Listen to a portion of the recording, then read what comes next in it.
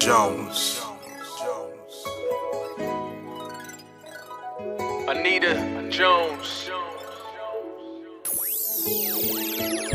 You'll never outwork me, I'ma outwork you. You say you got big dreams, time to show and prove. So you can make it off the elevator. That's right, like I made it off the elevator.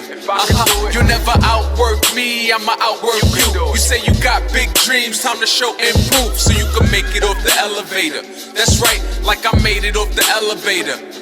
Don't be a victim to environments. You got the odds stacked against you, use your common sense. That's real. Keep your focus and stay hungry like it's no meal. Then you could conquer and do whatever you feel. Get you the keys to the Lexus. I am so excited about being back with you all this Sunday. Super duper excited about dropping this nugget. However, when I say made it, you say off, made it. And when I say you say elevator, the. One more time now. When I say made it, you say off, made it. And when I say you say elevator, the. That's right. Yeah. We are on Eat the Nugget Sundays, episode 11. For those who are tuning in for the very first time, my name is Anita Jones, and I am the CEO at Made It Off the Elevator LLC. Made It Off the Elevator LLC is a personal and professional development company, and I specialize in motivation. I specialize in motivating, penetrating hearts, and changing lives. And so if you're looking for someone who has expertise in that area, I am the woman that you want to contact. Before we move into the nugget for today, I would like to discuss current events. We are currently experiencing a pandemic and around the world, a world pandemic. And so my advice to you all is to take care of yourselves, take care of your family, be sure to keep yourselves clean, keep your hands clean, even if necessary. If you go out and you feel that it's crucial, I would take my clothes off prior to coming into my house and washing them and washing myself up to keep the germs away, because germs linger and we just don't know. We don't know who is infected or who has the disease. And so it's very important that we be conscious and we take the situation serious. But most importantly, let's take care of each other and come together during this time. Love your family and be sure that you all are working together during this critical time. It is very important that we stay woke and that we pay attention to current events and what's going on in our country. So be safe, and I want to send my condolences out to those families who have experienced losing someone to this disease. And I love you, and I pray to God that this ends as soon as possible. But he always has the last answer. God knows what he's doing, and so I'm really not that worried. Let's moving along. So today is Eat the Nugget Sunday, episode 11. That's right. Eat the Nugget Sunday, episode 11. And so today's topic is get rid of the angry black woman stereotype.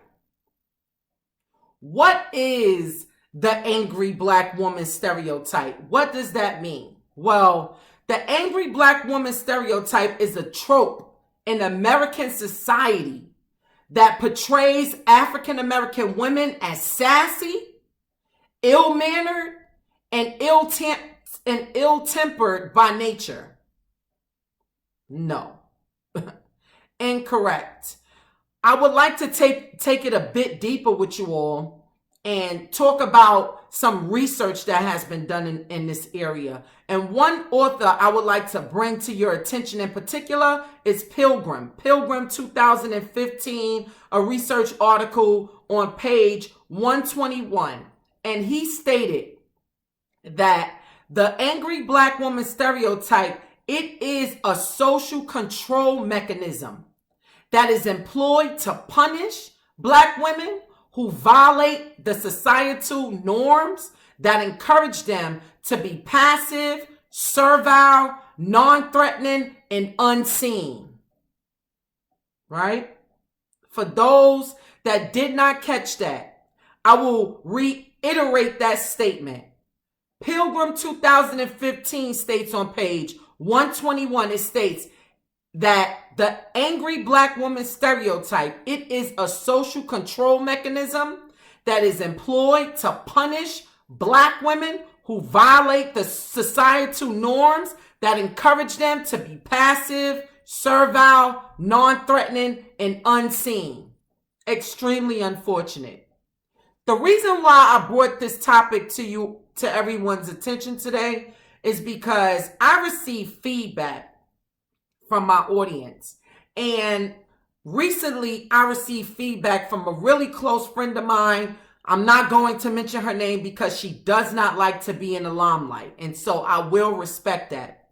And one thing she said to me is, Nita, you may want to limit or control some of the things that you say and or do on Eat the Nugget Sundays because it may inhibit you from crossing over to the corporate side. People may view you as the angry black woman. And so initially when she said that to me, my ears were wide open. I was taking the feedback in because like I said, and like I've said previously, that in order to grow, you have to keep learning. And so every experience is a learning experience for me. And feedback is extremely critical. And so I took her feedback. But my response was this. If I'm not who I am in my business, then who will I be? Who can I be? I'm not an angry black woman. Not at all. There's there's no reason for me to be angry about the information that I'm sharing with you all today. And I hope that my message does not come across that way. And when she provided me with this feedback, it influenced me to talk about it today, to make it very clear that I am not angry at all. But why is it that the black woman does not have the right to be angry when it is a natural emotion that all human beings possess? But if a black woman portrays in any way that she's angry about something, she's frowned upon. People look down on her. People look down on them, the black women. That should cease to exist. We need to get rid of that because if a white woman gets angry, it's acceptable. And it should be. If a Hispanic woman gets angry, it's acceptable. And it should be. If an Asian woman gets angry in the United States of America, it's acceptable. However, if the black woman gets angry, it's unacceptable? No, I don't think so. And I am not going to accept that. When I come to you on Sundays, I'm coming to you full of passion, full of happiness, joy, nervousness even. Sometimes I'm a bit scared about sharing information with you all. However, I know that it needs to be done. And I know that there are people out there who are waiting, who are listening carefully, and who feel me. And like I learned from Eric Thomas, E.T. the hip hop preacher, shout outs to Eric Thomas, by the way. Shout outs to E.T. the hip hop preacher, one of the #1 motivational speakers in the world, someone who I admire and aspire to be like one day. To be like one day. If I can't be who I am, then who else can I be? It is extremely important for me to be authentic if you want to get the nugget on Sundays. If you like to eat the nuggets on Sundays, then it is extremely important that I come to you real, raw, and straightforward.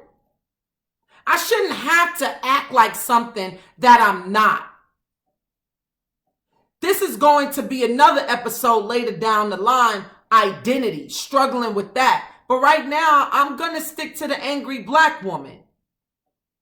I'm coming to you once again with passion and insight and inspiration, motivation. And I am emotional about this thing. So sometimes I may lose it and get loud and whoop, whoop, and get a bit hype. But it doesn't mean that the message should not get across to you all. Let's cank that angry black woman. Let's get rid of that. Let's make it non-existent. Okay? Because it is not something that helps me as a black woman throughout life. It's a hindrance. When someone tells me you sound like you're angry. Why? Because I'm emotional about something right now? No, I'm not angry at all. But if I share some things with you about my story, you will understand why I have the right to be angry if I wanted to. My biological father had 26 children. I was the only one that wasn't born out of wedlock. He never took care of me, nor did he take care of the rest of my siblings. I don't even know who my siblings are. They're out here in this world somewhere. My dad never took care of me. He never wanted to have a relationship with me, his daughter. I know that my father is still alive. I know he is. Do you think he ever reached out to see if I was okay? If he even cared to reach out to me? No, he didn't. So if I felt for a minute, if that thought came across my mind about my father's absence in my life and I wanted to get a bit angry about that and then share that story with someone, I should be able to. It should be legal for me to become angry about my fatherless past. And I have so much more to share with you all about my story. That's why you all should look out for my introduction video about my life that's coming out soon. Stay tuned. You'll learn more about me. However, when I'm dropping these nuggets, trust and believe you me, there is nothing but passion, happiness, security, and love in my heart when I do this. I take my time out to do this. I love what I do. I love it. I love it. And so should you. And so the message for today is, let's cank that angry black woman stereotype, because it is not useful and it destroys confidence. It inhibits people from wanting to grow and move forward and share what's on their mind, because people would assume that they're angry. Black women in particular, black women are not able to express themselves because people are viewing them as angry. Let's cank that. Let's get rid of that in this world, because it does not belong here.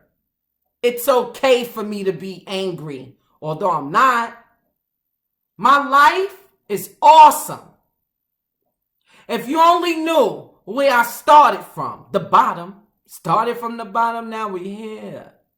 Started from the bottom, now my whole team here. Where my team at? Like Drake said. Drake said that started from the bottom. That's I can relate to what Drake is saying. I grew up in a 4-bedroom project apartment with 4 beds in each room where the children slept. And my great-grandmother, who had a 2nd grade education, raised me, raised her children, and their children's too. My mom, I overheard that she was a very intelligent woman and that she graduated from high school at 16 and went to college. But in her earlier years, she ended up becoming diagnosed with schizophrenia. And then she became addicted to crack cocaine. And then she was diagnosed with HIV. And then she died from AIDS. I have a story to tell. A real story, a struggle. I made it to where I'm at today. And people may say, well, you keep saying that, Anita. You keep saying you made it to where you at today. Well, where did you make it from? I made it from 2940 West 31st Street, Mermaid Houses Projects in Coney Island. We lived on the 12th floor with no mom and no dad. A great grandmother to be there for me in my earlier years.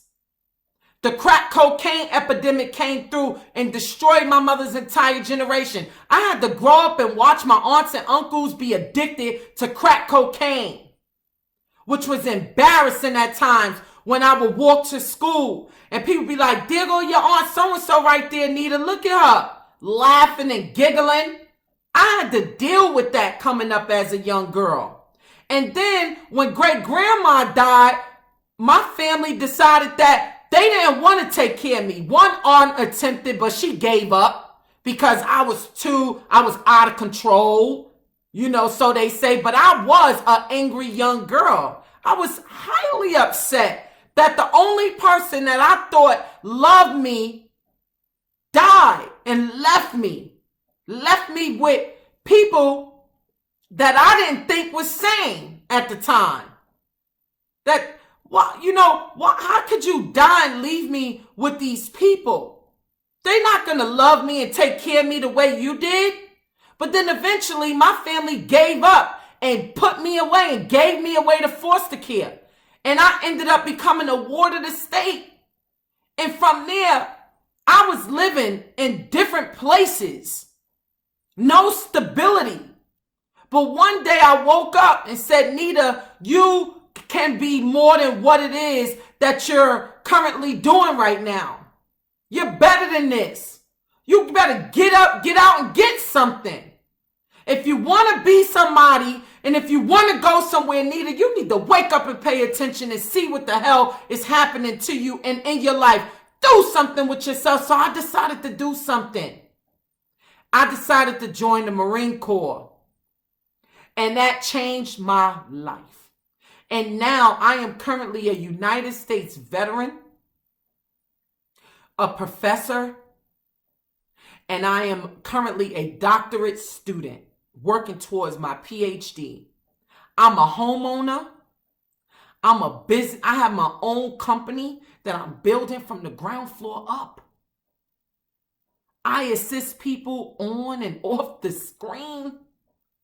I write references. I done pulled a relative out of the environment that I grew up in and assisted her with her life. I am doing everything in my power to be all that I could be and to help others along the way, to motivate, penetrate hearts, and change lives, people. It has nothing to do with anger. Trust me, I have no reason to be angry. None whatsoever. I just love what I do, and I am very passionate about it. And so my message to you all today is get rid of the angry black woman stereotype because it's false. Thank you all for listening. I look forward to seeing you next Sunday.